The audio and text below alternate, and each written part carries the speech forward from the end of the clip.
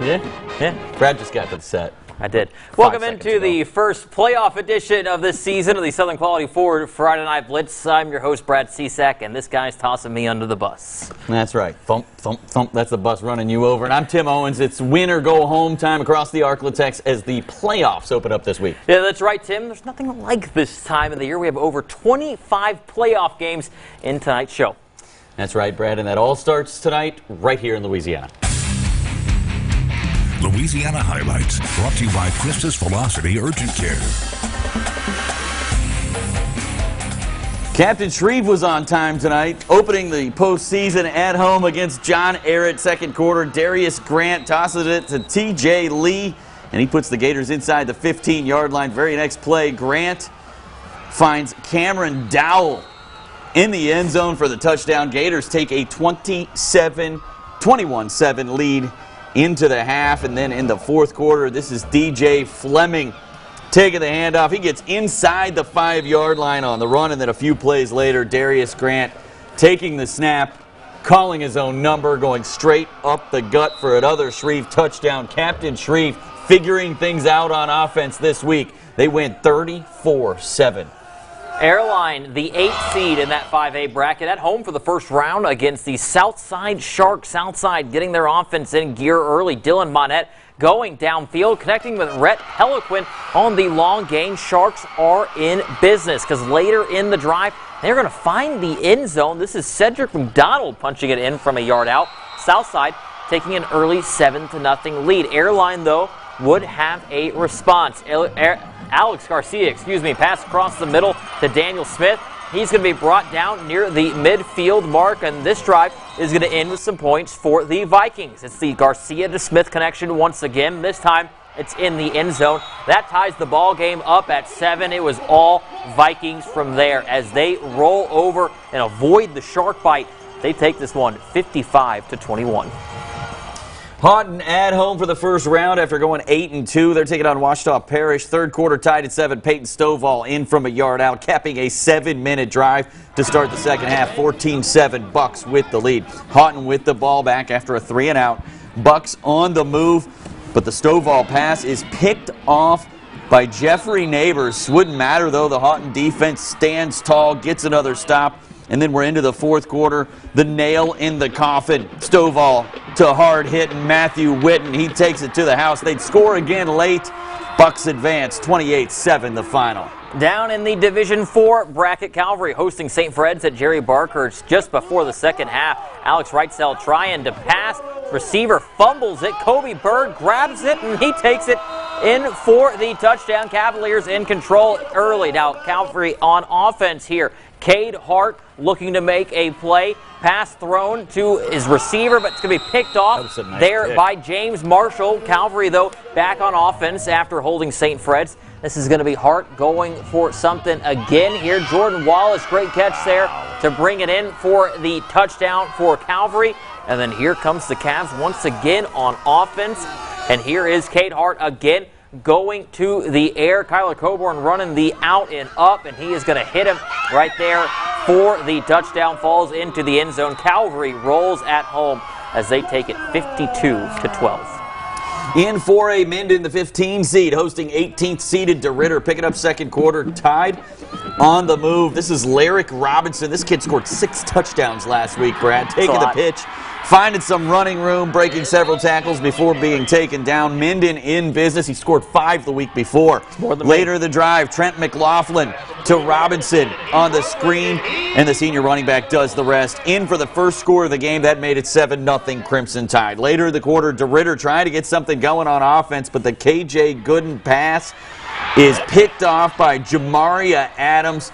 And then the very next play, the Tide offense on the move. McLaughlin to Seth Johnson on the big pickup on the pitch and catch. That led to a field goal. Tide led 10-0 at the half. But this one all DeRitter in the second half. Tide fall 14-13 in a heartbreaker. Let's stay in that 4A bracket. Northwood opening up the postseason at Burton Stadium, taking on Rain. Second quarter, Falcons up by 7. Defensive battle, though, in this one. Josh Rayburn breaking through for the tackle in the backfield. Rain would have to punt on the ensuing Northwood drive. Camarion Jones getting the feed, has the hole, takes it down to about the 25-yard line, but that drive would stall out. Falcons get no points out of it. Their defense bailing them out. Brendan King bringing down the rain, running back for a big loss. Not a very high-scoring affair over there at Burton Stadium. 13 total points, but the Falcons survive and advance 7-6, the final score. In the Division II bracket, Loyola, the 4 seed, hosting Thomas Jefferson. This is Chase Jackson taking the handoff from Jacob Lafitte. He's going to take it down the field for a first down. Loyola in business. Later on in the drive, Reese Ebarb. He totes it in from 5 yards out. Loyola taking a 7-0 lead. Later the first quarter, we're going to have Reese Ebarb after we have some celebration here. Fireworks. It's like the 4th of July there. Ebarb. That's Lafitte. Oh, that's Lafitte. That's not Ebarb. He's finding his main man, A.J. Taylor, though, in the end zone. This one, all Loyola. They looked the part of a 4 seed. 35-0 the final. You've been had. On the script. They had you. They got you. Yeah, they got me. Fooled me. Reese Ebarb throwing a pass in my script.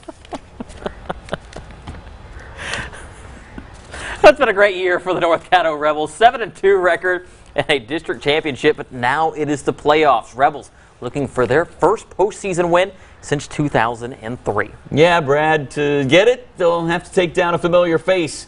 Their District 1-2A comrades, the Lakeside Warriors. It's our game of the week presented by Better Hearing Systems. It's a clean slate here in the first round of the playoffs, and Lakeside and North Caddo has been a matchup that's proven to be very competitive. These teams meeting up just 3 weeks ago, where the Rebels picked up the 34-14 win, and they're looking for a similar outcome tonight in what would be the program's second ever playoff win. Were they able to get it done? Let me show you as we get into the highlights from our game of the week. The North Caddo Rebels playing host to the Lakeside Warriors. First half action, Rebels getting on the board first. Jaden Carter connecting with Colt Blind. He makes the grab and is in for the score. 2-point conversion, no good. It's 6-0 Rebs. Moving ahead now, 14-12 Warriors. Last play of the first half, Jordan Pruitt. He's looking all the time in the world, but he's got a guy. Dropping the dime to Christopher Stewart. Lakeside would lead 21-12 at the half, and they carried that momentum over. Third quarter, Jaquez Lott takes the feed and punches it in for the score. That made it 27-12 Warriors. Now just under 3 to play, 33-20 Lakeside. Rebs making this a ball game as LJ Dixon gets the screen pass. He turns on the wheels, giving his team exactly what they needed, going all the way to the house. And that made it 33-28. Rebs had 17 seconds on their final possession, but the Warriors pull off the upset. 33-28 the final. Let's hear from the team as they celebrated. Big thing was, to experience something like this. You go in, I wanted to tell them this before the game, I didn't tell them, when you get used to driving fast, anything slower just doesn't seem right. Well, they've never been at a fast speed, so now they're there, so I think it's huge for them. Real team win. It took everybody, every person out on that field. I don't call it an upset, so I say we're to be reckoned with. So the Warriors proving to be just that as they make history out here tonight with the program's first ever playoff victory. For now, reporting here in Vivian, I'm Jory Perez. Guys, I'll send it back to you in the studio. Very good win for the Lakeside Warriors. This game got close late. Very confident, that Lakeside quarterback. Hey, well, the Warriors now most likely going to host a playoff game next week. Going to probably face a high seed, but get to do it there in their home turf. So we'll see how things shake out. Coming up on the Southern Quality Ford Friday Night Blitz, we head over to Texas. Carthage and Pleasant Grove begin their march to AT&T Stadium. Those highlights after the break.